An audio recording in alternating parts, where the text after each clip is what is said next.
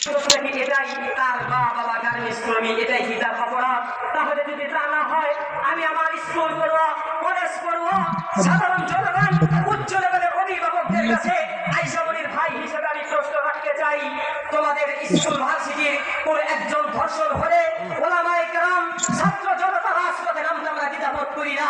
তোমাদের কোন কণ্ঠস্বরে নেমে দিয়েছে আমাদের বৈষম্য, যে বৈষম্যের জন্য 2000 টাকা রক্তপ্রাণ দিতে হয়েছে, এই বৈষম্যের কথা রচনা হয়েছে 5ই আগস্টের মাধ্যমে, কিন্তু আমরা আমাদের নিজেদের বৈষম্য থেকে এখনো বের হতে পারি নাই।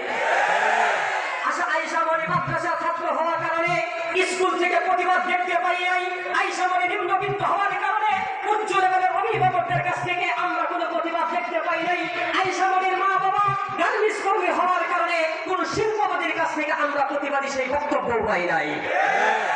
আর এই সকল অপকর্মগুলো, এই সকল কাজগুলো, এই সকল ধামাচাপা দেওয়ার জন্য যারা সাহায্য সহযোগিতা করছে, এর মধ্যে প্রথম ভূমিকা পালন করছেন আমার দেশের প্রশাসন বিভাগ, পুলিশ ডিপার্টমেন্ট। কথাগুলো আমি এই জন্যই বলছি যেটা বাস্তব সেটা। এখানে আইন প্রশাসনিক ভাই অনেক রয়েছেন, গোয়েন্দা সংস্থা ব্যক্তিরাও রয়েছেন, একটি কথাও হাদিসের বাহিরে বলবো না।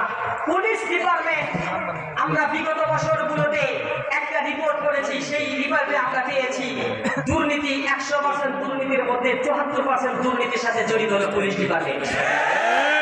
আমরা বলতে চাই, আপনারা যদি আপনাদের নিজেদের পোশাক আর নিজেদের পবিত্রতা রক্ষা করতে না পারেন, আপনাদের বিচার 16 কোটি তৌহিদি জনতা নিজ হাতে করবে। এই পুলিশ ডিপার্টমেন্ট এবং সন্ত্রাসী বাহিনী পেয়ারা নবী সাল্লাল্লাহু আলাইহি ওয়াসাল্লাম 1450 বছর আগে ঘোষণা করেছেন, এরা সমসাময়িকের ওই সমকালীন সময়ের শাসক বাদশা এবং শাসক সন্ত্রাসী ব্যক্তিদের সাহায্যকারী হিসেবে থাকবে। ঘোষণা করেছেন পেয়ারা নবী সাল্লাল্লাহু আলাইহি ওয়াসাল্লাম। হাদিস, আল্লাহ নবী বলেন, আনকারা কওমিন মিন উম্মতি, আমার উম্মতের মধ্যে তোমরা এমন অবস্থার মধ্যে কিছু মানুষ দেখতে পাইবা যারা সকালবেলা বের হবে, মিসলু আজনাফি আইদিহিম মিসলু আজনাবিল বাকর, সাহায্যকারী হবে। আরেকটা হবে মিনাশ শুরতা, ওই জামানার পুলিশি বাহিনী সন্ত্রাসী শাসকদের এরকম সাহায্যকারী হবে। সুতরাং এই আইসামনির ধর্ষণের বিচার নিয়ে যে সকল পুলিশি বাহিনীগুলো পালহারা করছে, আমরাও দেখছি তারা যখন প্রতিবাদ করতে সেই যশোর থেকে আতাউর রহমান বিক্রম করে এসেছে, তাকেও বন্দুকের ললাট দেখানো হয়েছে, প্রতিবাদীদেরকে অস্ত্র ধরানো হয়েছে।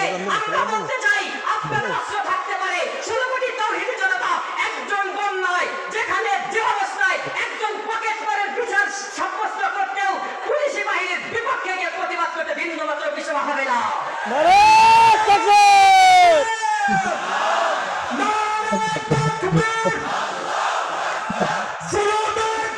আচ্ছা, যেটাকে খারাপ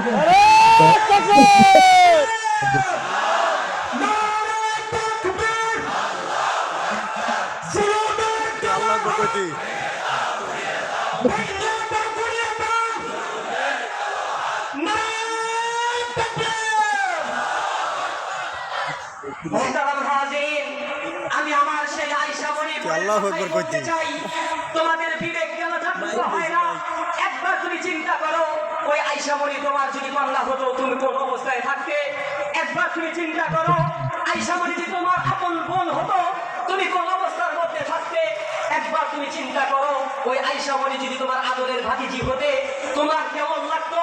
সুতরাং আমি আইসামনির ভাই হিসাবে বলতে চাই, এই বাংলাদেশে যেখানে যে অবস্থাতে ধর্ষণের কাণ্ড হবে, যে অবস্থাতেই ইফতিজার হবে, ওই সকল কুলাঙ্গার, ওই সকল হায়াওয়ান জানোয়ার, বাংলাদেশি হোক, ইন্ডিয়ানি হোক, মুসলিম হোক, হিন্দুস্তানের হোক, ইসরায়েলি হোক, আর যে কোনো সংগঠনের হোক, বিচার আমরা যেখানে যে অবস্থায় প্রশাসন বুঝি না, আমরা ন্যায্য বিচার গুলিস্তানের মোড়ে কোরআন বিধানের মাধ্যমে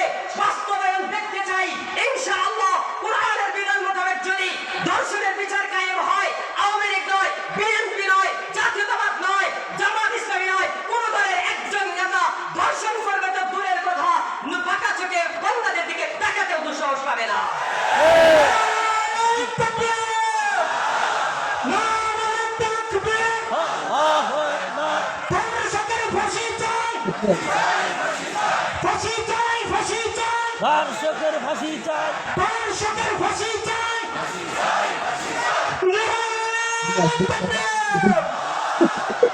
দোস্ত, আমি তোমাদের এই কথাগুলো কেন বলছি? আমাদের ভিতরে একটা চেতনা তৈরি করতে হবে, যেই চেতনার মশাল মশালটাই শেষ।